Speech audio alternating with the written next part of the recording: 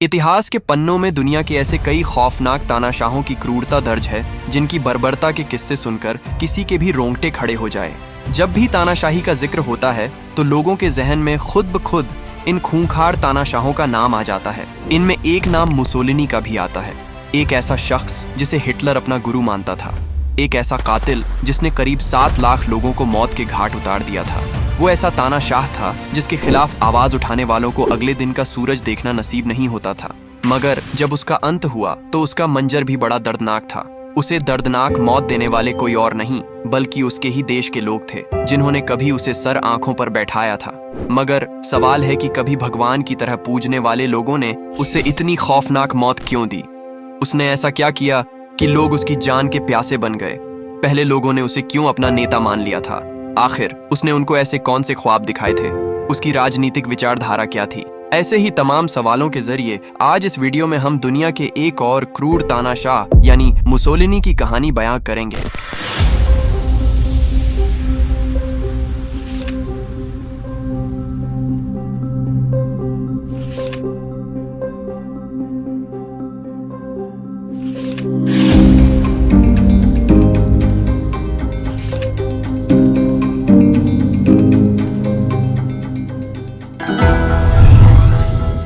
Mussolini का पूरा नाम बेनितो मुसोलिनी था। उसे इल डूचे के नाम से भी जाना जाता था। उसका जन्म 29 जुलाई 1883 को इटली के फोरली प्रांत के प्रेडापियो नगर में हुआ था। उसके पिता एक समाजवादी लोहार थे और उसकी माता एक स्कूल में टीचर थी। मुसोलिनी एक प्रतिभाशाली बच्चा था, मगर उसका स्वभाव बड़ा गुस्सेल किस्म का था। इसे इस बात से ही समझा जा सकता है कि उसने स्कूल में अपने 2 साथियों को चाकू मार दिया था। हालांकि माता पिता के प्रभाव की वजह से वो समाजवादी विचारों और बौद्धिक जिज्ञासाओं के साथ बड़ा हुआ था। वो अपनी माँ के नक्शे कदम पर चलते हुए एक स्कूल टीचर बन गया, लेकिन उसे ये नौकरी रास नहीं आई। साल 1902 में वो समाजवादी विचारधारा के साथ जुड़ गया। इसके कुछ समय बाद मुसोलिनी ने पत्रकारिता में हाथ आजमाया। उसने साल 1902 से 1904 तक स्विट्जरलैंड में रहते हुए एक बौद्धिक छवि विकसित की और लावेनियर del लवोरेटोरे यानी द वर्कर्स फ्यूचर जैसी समाजवादी पत्रिकाओं के लिए लिखा।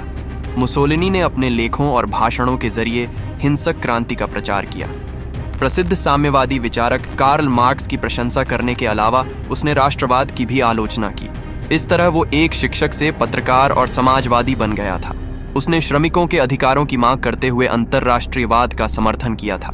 उसे साल 1912 में इटली की सोशलिस्ट पार्टी का आधिकारिक दैनिक समाचार पत्र अवंती का संपादक बना दिया गया था। लेकिन प्रथम विश्व युद्ध का समर्थन करने के कारण उसे 2 साल बाद पार्टी से निकाल दिया गया। दरअसल साल 1914 में प्रथम विश्व युद्ध छिड़ने के बाद मुसोलिनी ने समाजवादियों की तरह यह मानने से इनकार कर दिया कि इटली को निष्पक्ष रहना चाहिए। मुसोलिनी की राय थी कि इटली को इस युद्ध में किनारे रहने के बजाय ब्रिटेन और फ्रांस के साथ लड़ाई में उतरना चाहिए। असल में उसके राजनीतिक विचारों का रुख बदल चुका था। उसने समाजवाद से निराश होकर राष्ट्रवाद और अधिनायकवाद के विचारों को अपना लिया था। इसके बाद साल 1919 में मुसोलिनी ने इटली में फांसीवादी आंदोलन की स्थापना की, जो आगे चलकर फासिस्ट पार्टी में तब्दील हो गया। उसने इस पार्टी को तेजी से बढ़ाने के लिए विभिन्न समर्थकों को जुटाया और उनका समर्थन हासिल किया। इस दौरान सोशलिस्ट पार्टी कमजोर हो चुकी थी और पूर्व सैनिक बेरोजगार हो रहे थे, इसलिए उसकी पार्टी में ज्यादातर पूर्व सैनिक शामिल हुए। दरअसल प्रथम विश्व युद्ध में विजयी होने के बावजूद पेरिस शांति सम्मेलन में इटली के प्रादेशिक विस्तार की आकांक्षा पूरी नहीं हुई थी। इसके कारण इटली वासियों में आक्रोश था। साथ ही इस युद्ध ने इटली की हालत जर्जर कर दी थी। वहाँ महंगाई से लोग बेहाल थे, भ्रष्टाचार लगातार बढ़ता जा रहा था, साथ ही बेरोजगारी भी काफी बढ़ गई थी। ऐसे में लोग देश को फिर से मजबूत बनाने का रास्ता तलाश रहे थे। पूरे इटली में राष्ट्रवाद की लहर दौड़ गई और कई लोगों ने स्थानीय राष्ट्रवादी समूह बनाना शुरू कर दिया। इटली के लोग एक बड़े बदलाव की मांग कर रहे थे। कहा जाए तो आर्थिक और राजनीतिक अस्थिरता के चलते मुसोलिनी की ताकत में इजाफा होता चला गया। नतीजतन साल 1921 तक मुसोलिनी ने इटली के एक राष्ट्रीय नेता के तौर पर पहचान बना ली। उसने लगातार कमजोर होती सरकार का फायदा उठाया। इटली की सरकारी सेना के तटस्थ हो जाने की वजह से मुसोलिनी की पार्टी को रोम पर कब्जा करने का मौका मिल गया। वो इटली में एक मजबूत केंद्रीय सरकार की वकालत करने लग गया।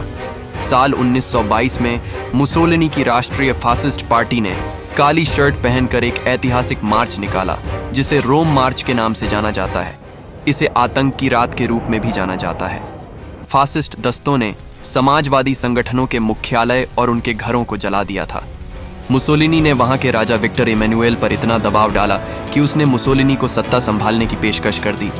हालात कुछ ऐसे बने कि इटली के तत्कालीन प्रधानमंत्री लुइगी फेटा ने इस्तीफा दे दिया। इसके बाद मुसोलिनी इटली की सत्ता हथियाने में कामयाब हो गया। वो इटली के इतिहास में सबसे कम उम्र यानी महज 40 साल की उम्र में प्रधानमंत्री बन गया था। यहीं से मुसोलिनी की तानाशाही का दौर शुरू हुआ।